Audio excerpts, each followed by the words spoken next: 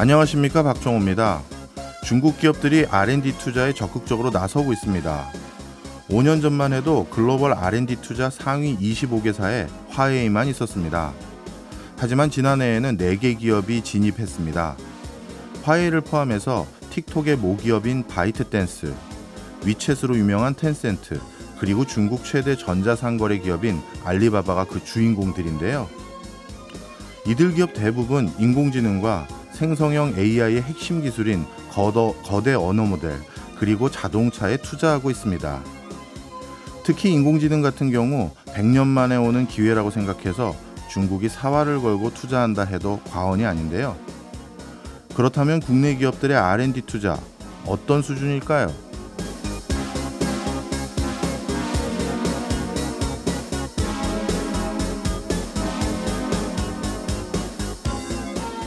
국내 기업들은 투자를 주저하고 있는 상황입니다. 예산정책처 자료에 따르면 국내 100대 기업의 사내 유보금이 1,000조 원을 넘어섰습니다. 특히 최근 10년 사이 400조 원 가까이 증가했습니다. 보통 매출 증가보다 사내 유보금이 증가하는 속도가 더 빠르다는 건 국내 기업이 공격적 투자를 꺼리고 있다는 신호입니다. 최근에는 국가마저 연구개발 예산을 줄이기로 결정해 이슈가 된 적이 있습니다. 물론 경제 상황이 불확실한 것은 사실입니다. 하지만 이런 상황 속에서도 해외 기업들은 더욱 적극적으로 투자하고 있다는 것을 잊어선 안 될 것입니다. 10월 2일 월요일, 오늘도 생방송으로 찾아뵙습니다. 박정호의 손에 잡히는 경제 플러스 광고 듣고 시작합니다. 주식시장의 흐름을 알아보는 증시 열렸다 시간입니다. 오늘도 86번가 정광우 대표와 함께합니다. 어서 오세요. 네, 안녕하십니까. 예, 지난주까지 아마 금융권에서 가장 뜨거운 뉴스는 미국의 셧다운 이거였던 걸로 기억하는데요. 이 셧다운 고비는 넘긴 것 같습니다. 네, 그렇습니다. 미국을 보시게 되면은 회기가 9월 말에 옛날 것이 종료가 되고 새로운 회기가 10월 1일부터 시작이 되거든요. 예. 그러다 보니 항상 이 시기가 되면 예산안을 두고서 민주당하고 공화당이 으르렁거리게 됩니다. 근데 다행히도 이번에 데드라인 직전에 임시 예산안을 만들어서 통과를 했고요. 근데 이제 임시라는 이야기에서 아시겠지만은 다시 요 문제가 얼마 안 있으면 또 좀 불거질 염려가 있기는 합니다. 네. 왜냐하면은 이번 임시 예산안은 딱 45일짜리입니다. 그래서 한 달 반이니까 다음 달 또 중순이 되면 우리가 셧다운 가지고 또 이야기를 하게 되지 않을까 이고 공화당에서 일정 부분 양보를 해줬기 때문에 이번 예산안이 통과가 된 거거든요. 예. 근데 공화당 지금 하원을 장악하고 있는 건 공화당인데 그럼 공화당 하원에서 뽑아낸 선출한 그 의장이 통과를 하원에서 시켰다라는 거잖아요. 그러다 보니까는 공화당 내의 일부 강경파들 쪽에서는 어떤 이야기도 나오고 있냐 하면 이 하원 의장을 바꿔야 된다. 이런 이야기도 나오고 있습니다. 그래서 예. 일단 당장은 민주공화당의 얘기가 아니라 제 생각에 앞으로 한 달 반 정도는 공화당 내부에서의 내전이 예. 발생하는 거 그거를 우리가 눈여겨봐야 또 이거 셧다운 위험이 재발하겠구나 아니냐 이거를 알 수 있을 것 같습니다. 네, 그렇군요. 뭐 이런 셧다운에 대한 고비는 그래도 한 45일간의 시간적 여유를 번 것 같긴 합니다만 여전히 자산시장 보면 지난번 9월에 매파적인 분위기였던 FOMC 회의의 영향을 계속해서 받고 있는 것 같습니다. 최근 연준 위원들은 뭐 또 구두 발언이라든가 뭐 추가적으로 한 거 있을까요? 네, 항상 요 FOMC가 끝나고 나면 연준 위원들이 나와가지고서 소위 말잔치를 시작을 합니다. 그렇죠. 네, 왜냐하면은 회의 직전 약 한 2주 정도 동안에는 통화 정책에 대해서 이야기를 못하는 침묵 기간에 돌입을 하거든요. 예. 근데 실제로 FOMC 회의가 다 끝나면 그러면 당일 날에는 의장만 나와가지고서 이야기를 다 한다는 거죠. 근데 나머지 18명의 위원들의 생각도 아무래도 시장에선 궁금해하다 보니까 예. 그들이 다 나와가지고서 이제 이야기를 하는데 요 부분이 왜 이제 좀 요번에는 관심을 받게 되느냐라고 하면은 이번이 예상을 뛰어넘는 그런 매파적인 결과가 나왔기 때문인데요. 가령 예를 들어서 점도표가 높아졌는데 왜 그럴까? 그 다음에는 중립금리에 대한 발언을 했는데 왜 그랬을까?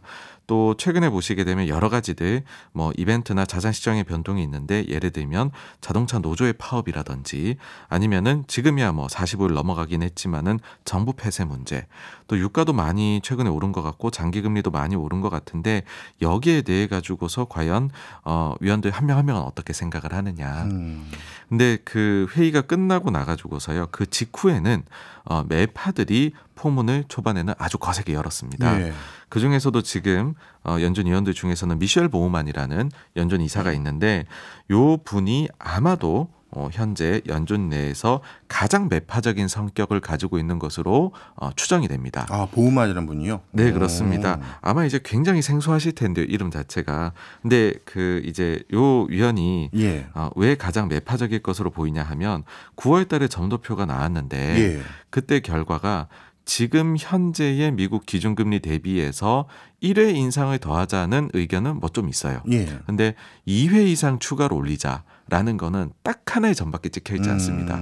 근데 요번에 보우만이 나와가지고서 어떤 이야기를 했냐 하면 추가 금리 인상들이 필요할 수 있습니다라고 얘기했거든요. 복수로 얘기했군요. 네, 그렇습니다. 범인이 밝혀졌네요. 바로 밝혀졌습니다. 그래서 보우만이 지금 가장 매파적인 인사구나 예.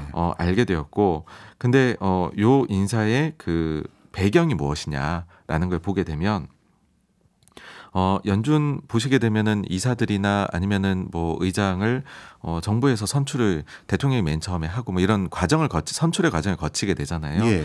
근데 지금 연준의 상시 투표권을 가지고 있는 이사 중에서는 유일하게 트럼프가 임명했던 인사, 살아남은 공화당 인사가 바로 이 보우만입니다. 그러니까는 이 인사가 좀 매파적인 발언을 하는 것이 어찌 보면은 시장에서 보기에는 되게 좀 공화당적인 색깔이다. 그럴 수 있다라고 받아들일 수가 있다라는 것이죠. 예. 그러니까는 좀 그런 점들을 시장이 일부 고려 참고를 하고 있다라는 거고요. 어쨌든 뭐 표현들은 굉장히 매파적이었습니다. 그러니까는 지금 두 가지 논리가 있는데요. 인플레를 정말 빠르게 2% 목표로 가야 된다. 어떤 희생을 감수하고라도 있는데 이건 굉장히 매파적이잖아요. 예. 요 주장을 보우만이 합니다. 이런 분들은 어떤 표현을 쓰냐 하면은 적시에라는 표현을 항상 씁니다. 예. 타임리라는 표현을 항상 쓰거든요. 여러분들도 앞으로 보실 때 적시에라는 표현을 쓴다. 그러면 그 사람은 매파예요. 그러면은 비둘기들은 어떠냐 하면은 2% 목표까지 간다는 확신만 있으면 되는 거 아니냐. 좀 천천히 가도 돼라고 얘기를 하거든요. 이런 식의 표현을 하게 되면 비둘기가 될 수 있는 것이죠. 근데 보우만 위원은 나와가지고서 최대한 빠르게 가야 된다. 이런 이야기를 계속해서 반복을 금리를 여러 차례 올려야 될 수도 있다라는 말과 함께 하였습니다. 네.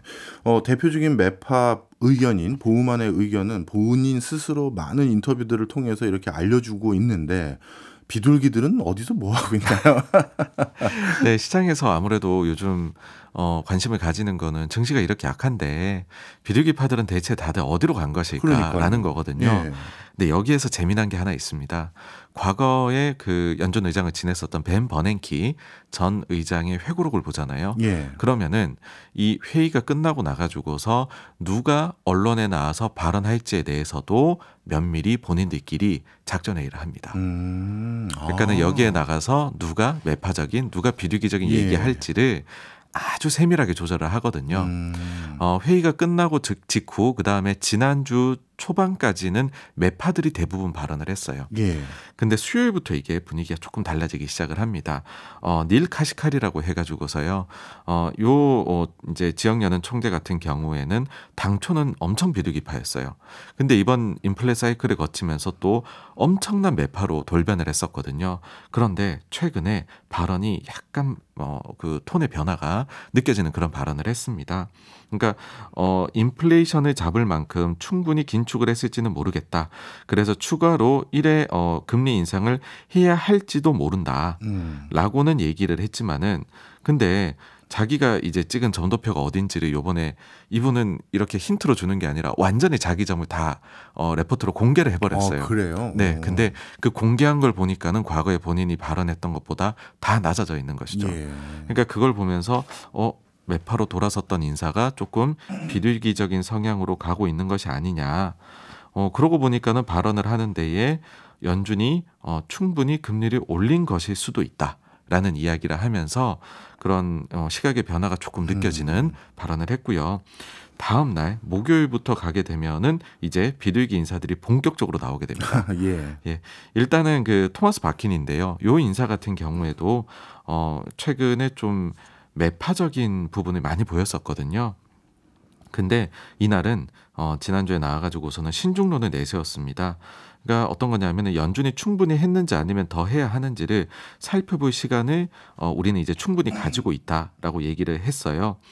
그러면서 지금 인플레에 대해 가지고서 노동시장을 면밀히 주시를 해야 한다. 이렇게 발언을 했습니다. 근데 요 발언이 비둘기적으로 읽힐 수가 있는 발언입니다. 요거를 왜 그런 것인지 말씀을 드려보면은요. 인플레가 유가 때문에 왔다라고 생각한 사람도 있어요. 요즘 올라가서요? 이제 작년에도 120불로 막 전쟁 그때부터 영향을 받아서 예. 그 유가 때문이다라고 생각하시는 분들은 이거는 의견은 우리가 매파적이라고 얘기를 합니다. 예. 왜냐하면 최근에 또 유가가 올라갔으니 예. 그러면 더 또 인플레가 자극될 수 있겠네 이렇게 여기거든요. 근데 최근 보시면 파월 의장부터 해가지고서 나오는 얘기가 그게 아니고 이번에 인플레가 되게 많이 높아졌던 거는 노동시장의 타이트함 때문인 게 제일 컸던 것 같다라고 얘기하는 게 있거든요. 예. 그래서 인플레에 대해 얘기하면서 노동시장을 딱 꺼내면은 비둘기적으로 여겨질 수가 있는 거거든요. 근데 요 박힌 총재가 노동시장을 굉장히 강조를 해버립니다. 이날. 예. 그러니까 시장에서는 뭔가 조금 분위기가 변화가 된 것 같다. 라는 것이고 그 다음에 최근 금리가 많이 올라가게 된 이유가 경기 재가속화론 때문이거든요. 소비가 너무 좋은 것 같아라는 거였는데 여기에 대해서 박힌 총재가 뭐라고 했냐 하면 예상보다 지금까지 소비가 강했던 건 맞는데 앞으로는 둔화가 예상된다. 그러면서 소비 쪽을 바라볼 때 대안적인 데이터로 신용카드 지출 데이터를 본인은 활용할 수 있다고 생각한다라고 얘기를 했어요. 예. 근데 이게 굉장히 재밌습니다. 왜 그러냐 하면은 가장 이제 미국에서 신용카드 많이 발급한 데가 뱅크 오브 아메리카거든요. 예. 거기는 이제 매주마다 자기 고객들이 쓰는 신용카드 사용 데이터를 전년 동기 대비 전월 대비랑 비교해서 얼마나 늘었냐 줄었냐를 보여줍니다. 근데 여기에 따르게 되면은 이게 지금 감소하고 있습니다. 그러니까는 소비가 좋다, 경기 재가속화론이다라는 거에 대해서 찬물을 바로 끼얹을 수 있는 게 바로 최근에 뱅크 오브 아메리카에서 나오고 있는 카드 사용 데이터거든요. 근데 이거를 간접적으로 언급을 했다라는 것 자체가 본인은 경기 재가속화론을 그렇게 생각하지 않는다라고 보일 수 있는 거고요. 그 다음에 정말 쐐기를 박은 게 오스탄 굴스비라고 요 인사는 상당히 비둘기적으로 분류가 돼 있거든요. 예. 근데 요 인사는 이번에 어떤 이제 나가지고서 발표를 했는데 그 발표 자료의 제목부터가 굉장히 비둘기적입니다. 한번 들어보시면요. 2023년 경제 당신 할아버지 시대의 통화 정책의 시기가 아닙니다. 그러니까 옛날 그 공식 가지고서 지금에 대입하려고 하지 마십시오. 그렇게 하면 지금 뭐 침체도 올 것 같고 인플레가 다시 올라갈 것 같지만 그때랑은 상황이 너무나 달라졌고 그런 네. 일은 다시 벌어지지 않을 거예요. 심지어는 이날 나중에 그 발표 자료 끝나고서 이야기에서는 여담으로 파월 의장이 이맘때쯤이면 내년에는 예. 성공한 의장으로 평가받을 것이다라는 얘기까지도 한 것으로 지금 언론에 나오고 있을 정도거든요. 그러니까는 굉장히 비둘기적인 발언을 주 후반에 와가지고서는 연준 내에서 비둘기 인사들이 했습니다. 예. 말씀을 쭉 듣고 보니까 보후만부터 굴스비까지 어떻게 같은 현상을 두고 이렇게 해석이 다른가 하는 생각마저 드는데요. 이 매파와 비둘기파 발언들 이 두 가지 발언들을 우리가 전부 다 유심히 살펴봐야 되는 거죠. 그럼에도 불구하고요. 네, 그렇습니다. 왜냐하면은 버냉키 의장 때부터 연준이 말로써 하는 것도 연준의 정책에서는 중요하다라는 발언을 했기 때문에 우리가 이렇게 말에 초점을 맞추는 거고요. 구체적으로 더 보게 되면 이번에 코로나 사이클 때도 파월 의장의 입에 우리가 굉장히 많이 의존했잖아요. 그렇죠. 그러니까는 그 파괴력을 경험했고 코로나 직전에도 보시게 되면은 2018년도 말에 오버킬 사례가 있었습니다.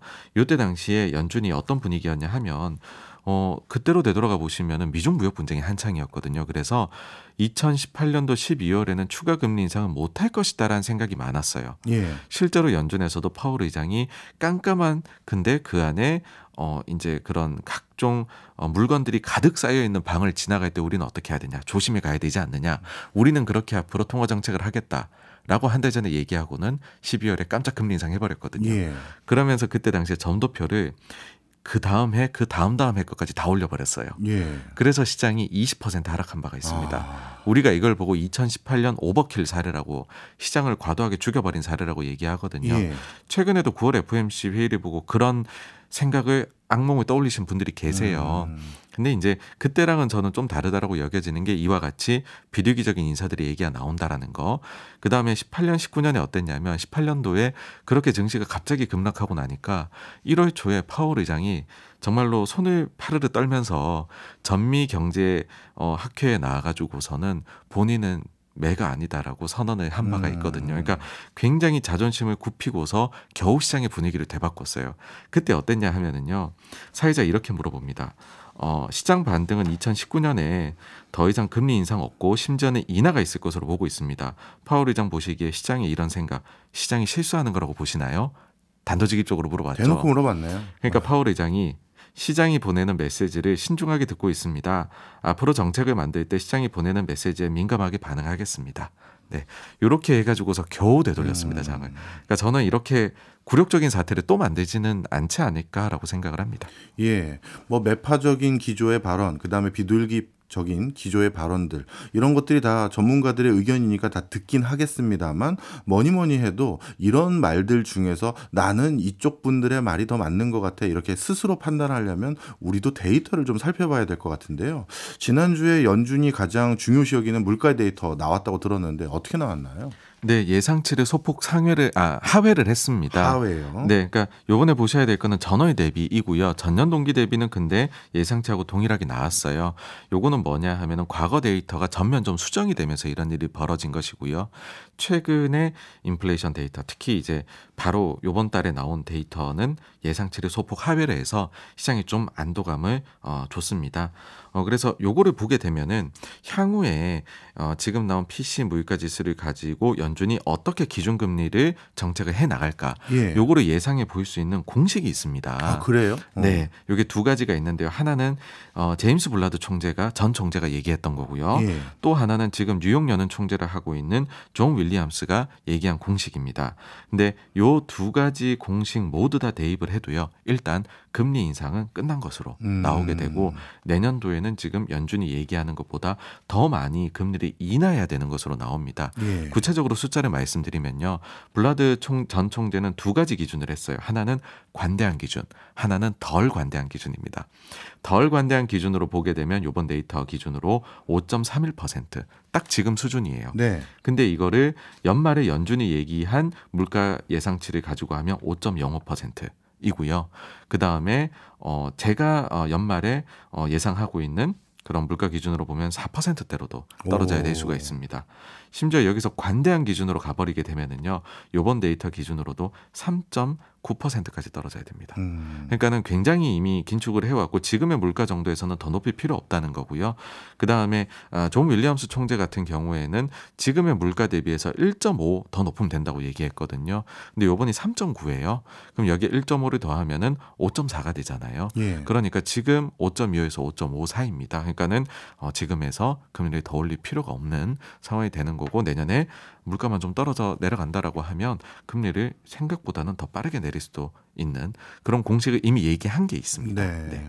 그런 여러 가지 공식 기조를 봤을 때 진짜 내년에는 금리 인하를 한껏 기대해봐도 좋을 것 같은 생각이 듭니다.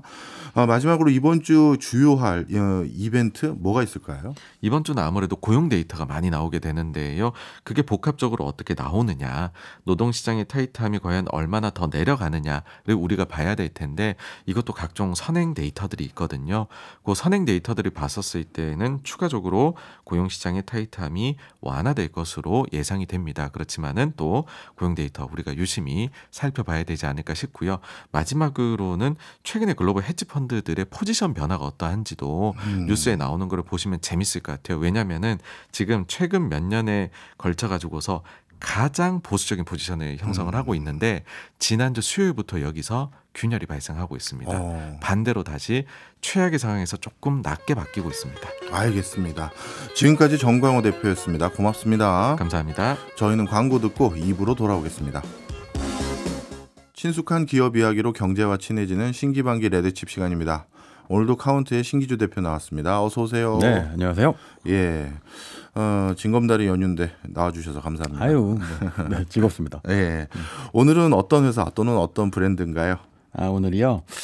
가을하면 네, 역시 추석 연휴에 가을하면 등산 가잖아요. 그렇죠. 단풍 구경도 가시는 분들 많죠. 이미 설악산에는요. 예. 9월 30일 날 단풍이 들었대요. 그 등산 브랜드 파타고니아. 아, 파타고니아요. 교수님 등산 좋아하시잖아요. 네. 직전에 얘기했는데 네, 올라가는 거 안 좋아하시다고. 저는 올라가는 걸 잘 안 좋아합니다. 좋아하신다고. 네. 어쨌든 파타고니아 하면 등산 마니아들한테는 네, 정말 사랑받고 애정받는 브랜드잖아요. 그러니까 이게 보면 북한산에도 그 파타고니아 그 창업주가 만든 길이 있대요. 그 이본 슈나드라고 하는 분이 이제 파타고니아의 창업주인데 예. 이 슈나드 A 길, 슈나드 B 길 이런 게 있어요. 거기 써 있기 표지판은 슈나드 이렇게 되어 있는데 예. 왜냐면 이분이 그 1963년도에 주한미군이었대요. 이때 그 휴가 나오면 예. 보통 휴가 나오면 등산을 안 가는데 얼마나 등산을 좋아했으면 북한산을 올라갔고 북한산에서 등산을 하고 이때 60년대에 북한산 등산길 개척해갖고 슈나드 길이라고 있는데 서울이라는 도시가 되게 특이한 게요. 예. 그 건축가분들 이런 얘기 하시던데 도시하고 산이 같이 있는 세계에서 거의 몇 안 되는 도시라고 하더라고요. 저도 그 얘기 진짜 많이 들었어요. 네. 도심지 안에 이렇게 산들이 그것도 굉장히 울창한 산들이 있기 드물다고. 네, 사실은 왜 그 취미로 저기 퇴근길에 등산하는 도시 좀 봤어요 실제로. 근데 이게 왜냐면 아시다시피 풍수지리하고 배산 임수 때문이잖아요. 그 덕분에 이제 슈나드가 서울을 정말 사랑했다고 하는데 그러니까 서울하고도 매우 관련이 있는 파타고니아 브랜드 얘기를 해보려고 합니다. 네, 사실 파타고니아 브랜드는 저도 보긴 봤고 저도 한두 벌 있는 것 같긴 한데 언제 어떻게 시작된 회사인가요? 이게요, 1938년생인데요. 슈나드가 원래는 대장장이었어요. 예. 그러니까 원래 옷 만들려는 사람이 아니고요. 원래는 철물 만들려는 철물점 주인이었습니다. 그러니까 그리고 원래 기업하려고 했던 게 아니어서 한 번도 기업이 되려고 한 적이 없다고 하는데 자서전의 첫 문장을 제가 읽어보니까 재밌던데 회사 가치가 5조 원이거든요. 그런데 나는 한 번도 기업가가 돼보려고 해본 적이 없었다로 시작해요. 그리고 나서 누가 트럼프 같은 사람을 영웅으로 생각하겠는가라고 하는데 트럼프의 지지로 생각하면 약간 가치관이 다르죠. 어쨌든 중요한 건 슈나드는 기업이나 돈을 벌거나 이런 것보다도 그 아이러니한 거죠. 5조 원의 기업을 일궜는데도 그럼에도 지구, 자연, 사람, 자연 친화적인 것 이런 거에 훨씬 관심을 갖고 있고요. 그거 파타고니아 브랜드에 녹여서 아시다시피 광적인 팬덤을 갖고 있는 브랜드를 만들었잖아요. 그러니까 이게 자신의 가치관이 자신의 기업이 되게 만든 아주 이상적인 케이스의 기업인이고 기업이라고 할 수 있습니다. 참 어떻게 보면 우리가 좀 뭐라 할까요? 존경하거나 선망할 수 있는 기업인들이 이 아웃도어웨어 그 등산복 만드는 사장님들이 좀 그런 경향이 많은 것 같아요. 그래요? 예전에 노스페이스 회장님도 지금은 작고한 걸로 알고 있습니다만 자연환경 지키기 위해서 중남미 지역에 엄청난 땅을 사서 아무도 못 개발하게 막아버리는 사례가 있는데 땅을 사서 개발을 막아.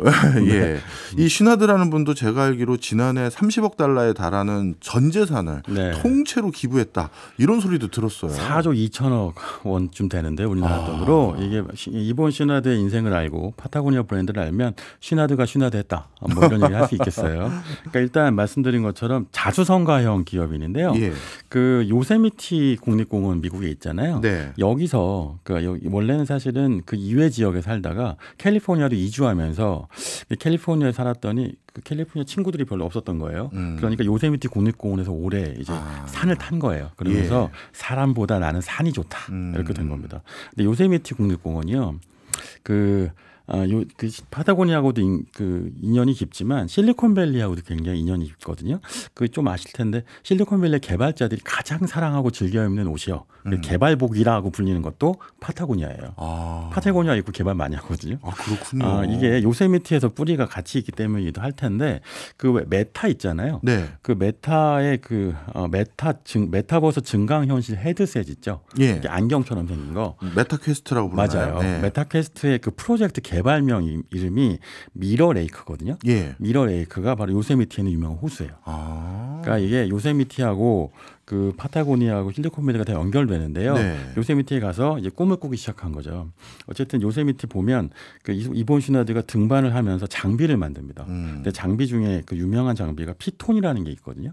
그 피톤이 뭐냐면 그 바위 사이에 모처럼 박아갖고 거기에 줄을 이어 붙여갖고 자기를 매달게 하는 거예요. 고리 같은 거 맞아요. 말씀하시는 거죠? 그런데 문제는 예. 뭐냐면 피톤이 결국은 해머로 못을 박으니까 자연을 망치거든요. 예. 어쨌든 일단 이 당시에는 피톤이 뭔지 모르고 그러니까 피톤이 자연을 망치긴 하는데 어쨌든 파타고니아는 이걸 만들기 시작합니다. 네. 그러면서 대장간을 시작하고요. 이 대장간에 기술력을 넣어갖고 슈나드 이퀴먼트라는 회사를 만들어요. 예. 근데 이 당시에는 파타고니아라는 브랜드는 없었는데 이 이퀴먼트라는 이 장비 회사가 파타고니아의 뿌리가 되는 거죠.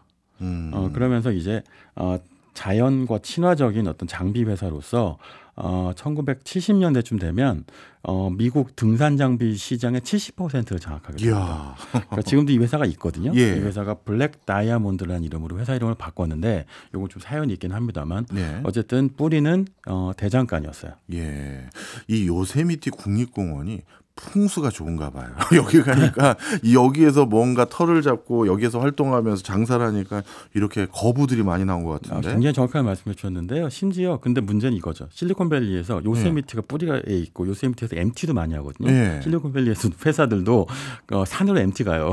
그런데 이 요세미티에 가기 전에 어디를 거치냐면 데스밸리를 가게 되니까 그러니까 데스밸리라고 하는 실리콘밸리에서 되게 중요하잖아요. 그렇죠. 스타트업에 성공하기 전에 가장 힘든 기간. 그렇죠. 데스밸리 지나서 요세미티 간다. 이야, 상징적인 의미도 있네요. 맞아요. 네. 그러면 말씀 듣고 보니까 대장장이었고 그리고 처음 만든 물건도 대장간에서 만들 법한 물건을 만들다가 네. 갑자기 이렇게 핫한 의류 브랜드를 만들게 된 건 어떤 이유인가요? 이게 소비자들이 원해서인데요. 일단 파타고니아 전에 이퀴먼트라는 그 대장간이 있었다고 했잖아요. 그 피톤이라는 걸 만들었는데 피톤이 자연을 망친다는 걸 깨닫고 초크라는 대체제를 만들어요. 네. 그러니까 이 초크가 뭐냐면 피톤을 못이라고 치면 초크는 제가 이해하기로는 나사에 해당되는 거예요. 부수진 않고 네. 떼어 넣기만 했다 빼는 거죠 손으로. 네. 그러니까 이렇게 일종의 클린 클라이밍을 하는 겁니다. 산에 오르지만 산을 망치지 않는다.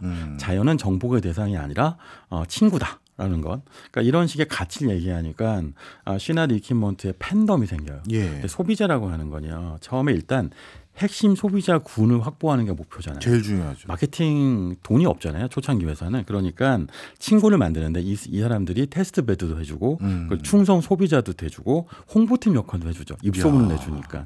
슈나드 이퀴먼트라고 있는데 자연을 망치지 않는데 그랬더니 이 충성 소비자들이 와서 아니 왜 못 같은 거나 나사 같은 거 만드세요. 옷도 만들어주세요.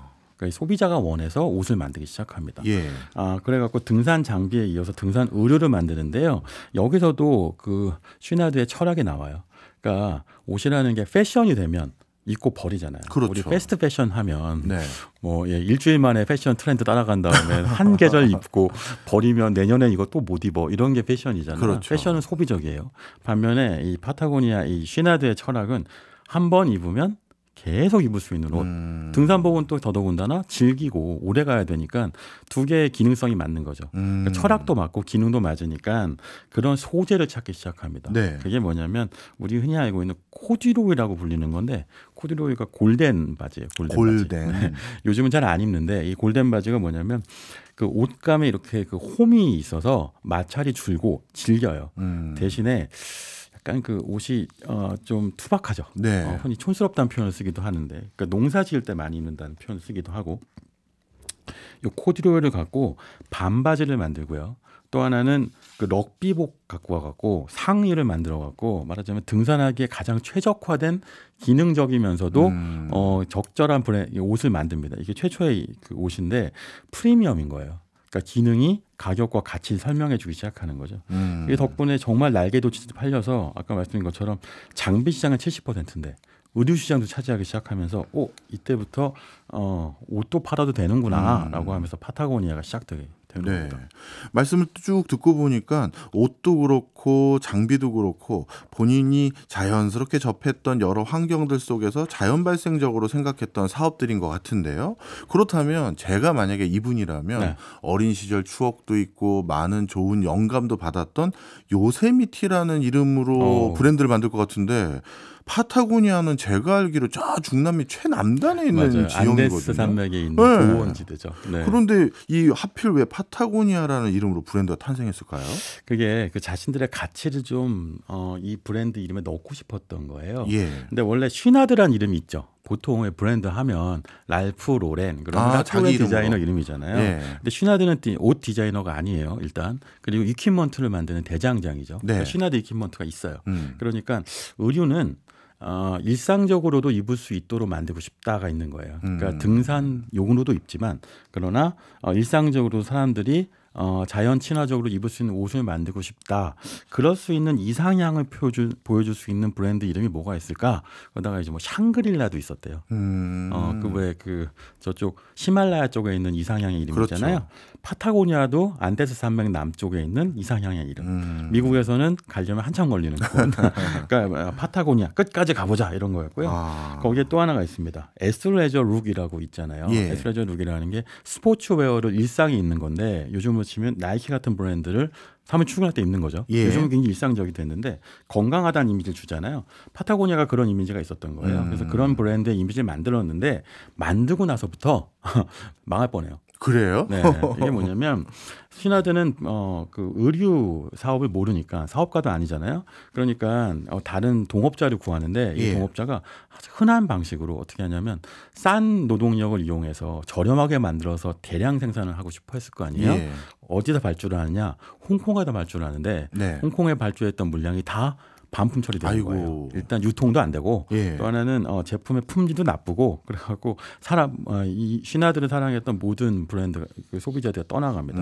그러니까 이때부터 다시 시작하고요. 그래서 정말 기능성 의류에만 집착을 해요. 예. 이게 지금 파타고니아 사랑하는 분들 대부분 다 이걸 좋아하는데 예를 들면 플리스라고 하죠. 이게 털 복슬복슬한 거. 네, 이게 뭔지 사실 알죠. 파타고니아가 가장 먼저 시작했어요. 이 양털 같은 그 뭐랄까요 재질의 네. 섬유가 옷 바깥으로 드러나 있잖아요. 맞아요. 따뜻하고 보온이 되고 예. 가볍고 이런 식의 기능성 의류에 집착하면서 80년대부터 자리 잡기 시작하고요. 90년대 매출이 1억 달러가 넘어가고 사실 80년대 2천만 달러가 매출이었으니까 연간 대단하네요. 10년 만에 10배까지 성장하게 됩니다. 이게 사업을 모르는 분인데 이게 가능했던 것이 우리는 뭘 제일 잘하는가?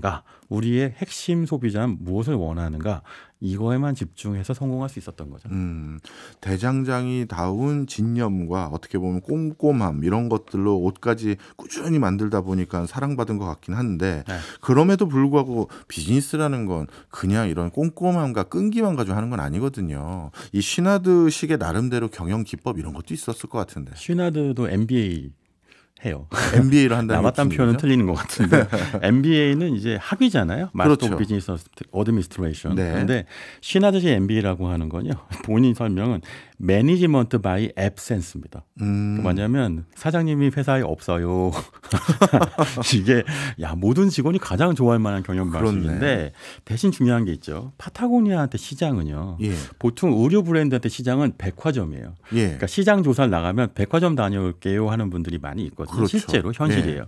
그런데 파타고니아 시장은 산이거나 바다거나 극지잖아요. 자연이네요. 시장 조사 가려면 좀 힘들 것 같아. 사장님이 시장 조사 갔다 오려면 한 달 걸리고. 네, 남극 가고 파타고니아 가고 말하자면 파타고니아가 실제로 소비되는 아주 기능성 의류의 등산복이 소비되는 시장에 직접 사장님이 가서 그들이 원하는 걸 찾았는데 그게 뭐냐?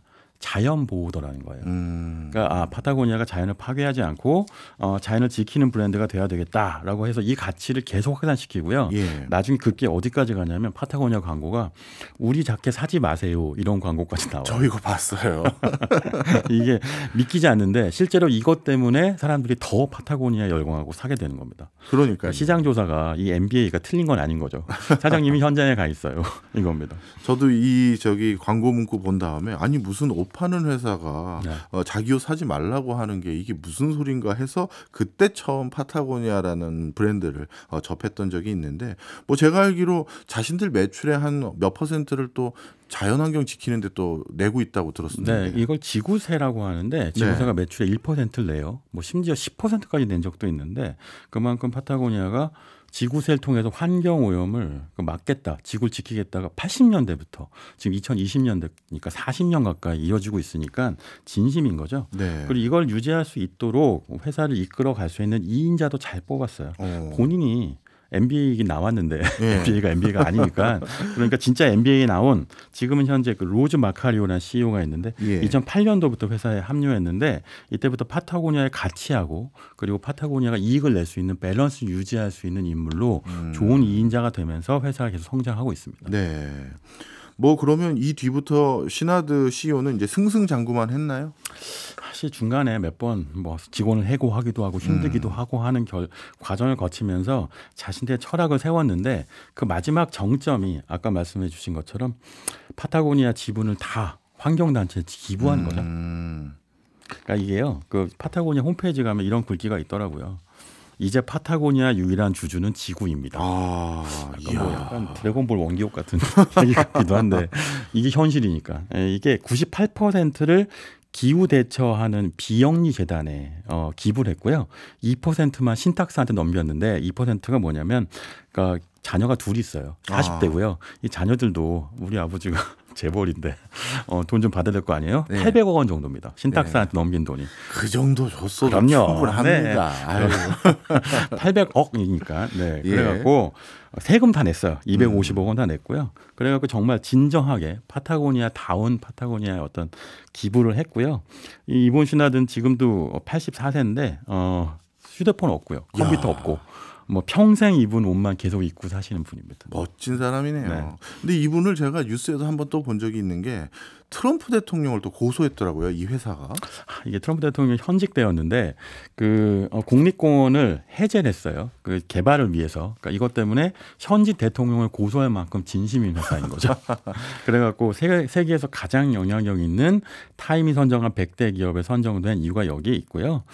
그러니까 결국은 이런 중요한 얘기를 하더라고요. 야락이라는 표현이 되게 중요하대요. 배고프지만 그런데 힘이 없지 않은 상태. 파타고니아는 늘 이 상태 유지하는 회사라고 합니다. 알겠습니다. 오늘도 좋은 회사 소개 감사합니다. 지금까지 신기주 대표였습니다. 고맙습니다. 네. 지금 듣고 계신 곡은 김조한의 버리고 버려도입니다. 저도 연휴 기간 동안 옷 많이 버려봤는데요. 또 더 있더라고요. 파타고니아 사장님이 보셨으면 아마 혼내셨을 것 같습니다. 박정호의 손에 잡히는 경제 플러스 내일 11시 5분에 다시 찾아오겠습니다. 고맙습니다. 잊은 척 난 웃으면서 살아가기엔 너무 많이 사랑했었나 봐요. 경제생활의 플러스가 되는 아주 경제적인 시간. 박정호의 손에 잡히는 경제 플러스.